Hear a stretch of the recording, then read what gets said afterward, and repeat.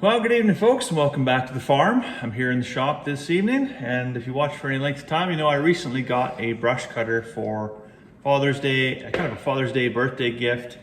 But this, in fact, is not said brush cutter. It's one just like it. I got a FS111 for my wife. This is actually my mother-in-law's FS66. It's a Stihl model. And so shortly after I got mine, went and tried it out, worked pretty awesome. And then my wife said, "Oh yeah, no, my mom wants to borrow your brush cutter." And I said, "Well, really, that's strange because I know she has one. So what's wrong with that?" She said, "Well, it doesn't really start very good." So I was like, "Okay, well, go there, take ours, use it, but then make sure this one comes back, and I can spend some time in the shop to see what's wrong with it." So this thing sat for, of course, obviously, definitely all winter. So that in and of itself is maybe a challenge. And so I thought, well, first things first, let's get all the old gas out of the tank and we'll put fresh gas in. Now, when I looked at the gas tank, it's actually held on with 2 zip ties. So that was, that was pretty awesome.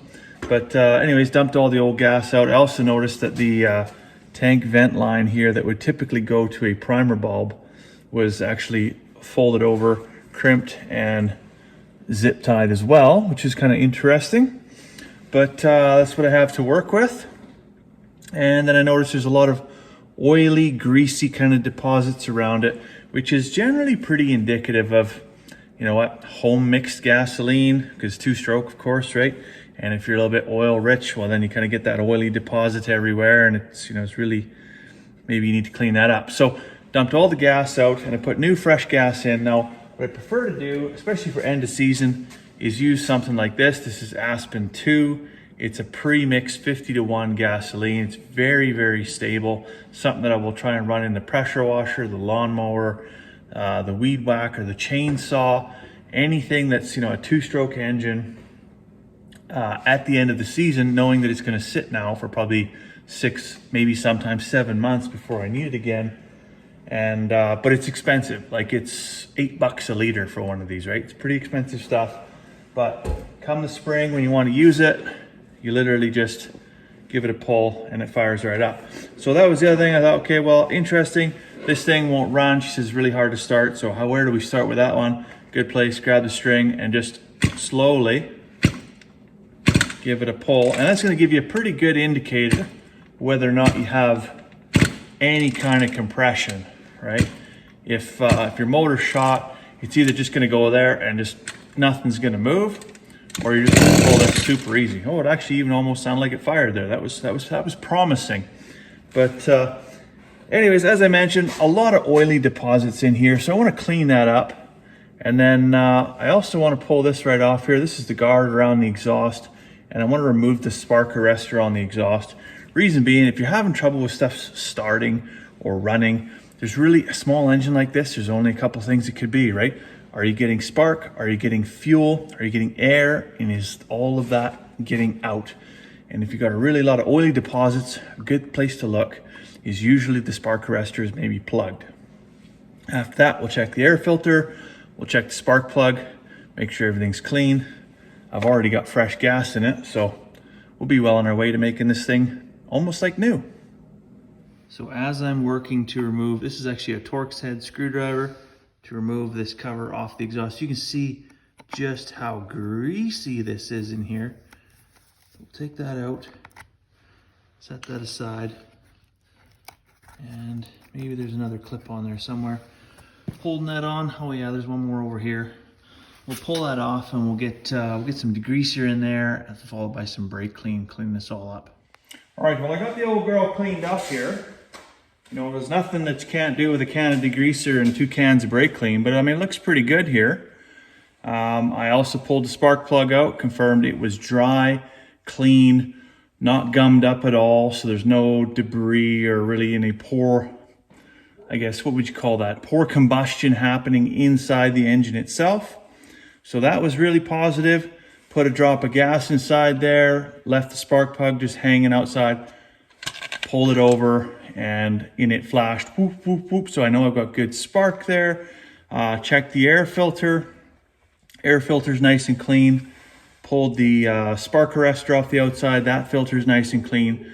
So all in all, looks pretty fantastic. So pretty confident the case was really bad, poor gas from the previous year. The other thing I went and did is I've located the actual carb adjustment screws here.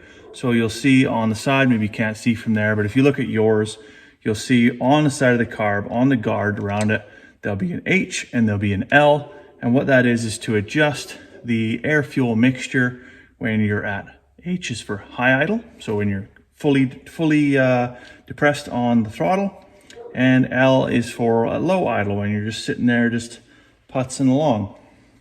So looked at those and thought, okay, well, maybe that's going to affect how it runs. So I got a flat screwdriver here. I'm going to try and start this thing.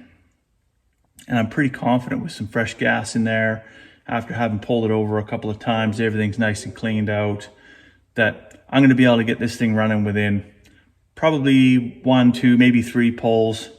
And then after that, I'll leave it on a high idle and I'll tweak this, and you'll be able to see exactly how those 2 screws affect how the engine runs at both high and low idle. So let's give it a crack here. So first things first, fully depress the throttle, put it into start, let go of the throttle, keep your thumb there on the start, and then let go, and it should stay in that mode. And then I'm just gonna let that end rest on the ground, get a good firm grasp around the head.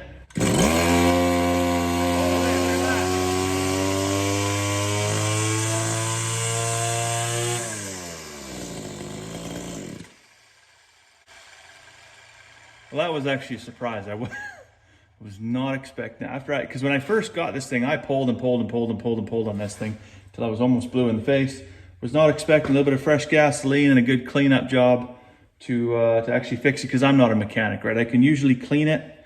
I mean, that's pretty much the extent of my mechanical abilities. I can give the machine confidence as opposed to actually fix it. But now we know it starts, so I'm going to start it again. And like I said, I'm going to tweak on the side of the machine right here, H and L. So I'm going to tweak the high idle, and you'll hear the machine bog down, and then I'm going to come back the other way, and you'll hear it start to sputter. And then I'm going to find that middle ground right where that high idle should be. Then I'm going to let that high idle off, and then I'm going to do the same with the low idle, and you'll be able to see that exactly how that works as well, where it's kind of starves for oxygen or it starves for fuel. So set that. Apologize if it's loud right now.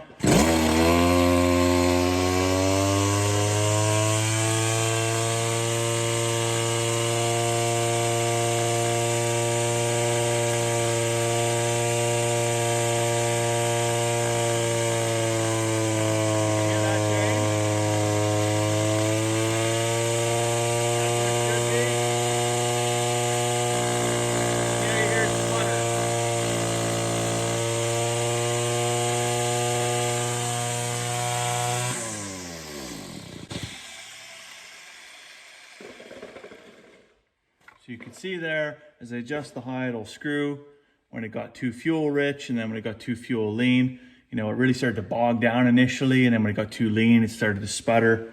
So I'm gonna go ahead and start it again now, let it idle, and I'm gonna adjust that idle screw and do the exact same thing here. There we go.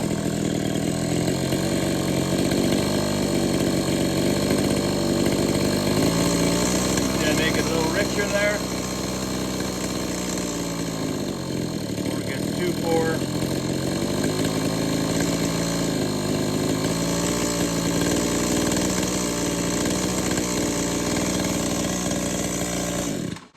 So what I'm looking for that one on the low idle side is I don't want it to be so low that the thing won't stay idling when the throttle's not depressed. But I also don't want to have it idling so high that the actual cutting head is spinning at an idle. So I think I got it set pretty good there right now. Running pretty sweet. Although I did notice this fuel tank jobby that, I mean, it's farmer rigged up. It is what it is, but it's not that great, right? It's not very secure, not very good.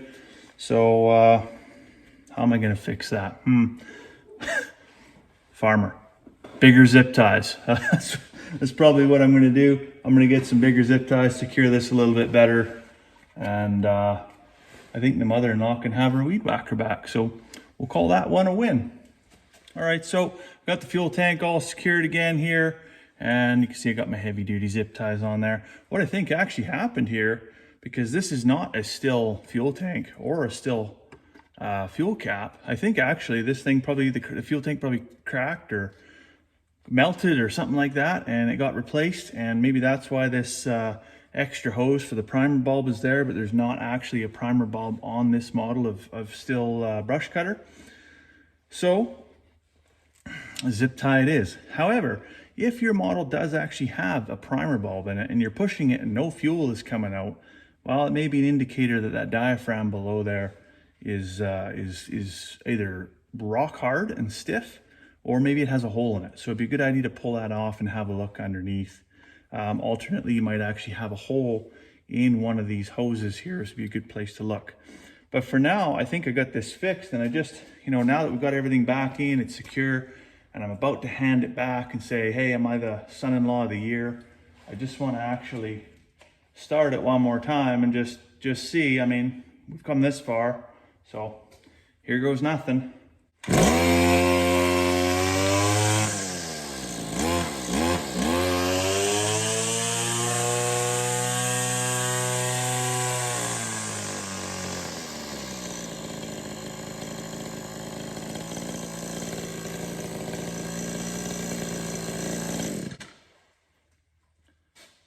Like I said, I'm no mechanic. Usually all I can do is wash it and just kind of give the machine confidence. But in this particular case, I don't know if my journeyman ticket's going to arrive in the mail here now or what happens next, but I'm going to call this unit fixed. So on that note, I better run inside while my luck's still good, get myself a cup of tea. So I hope you have a fantastic evening. We'll see you tomorrow.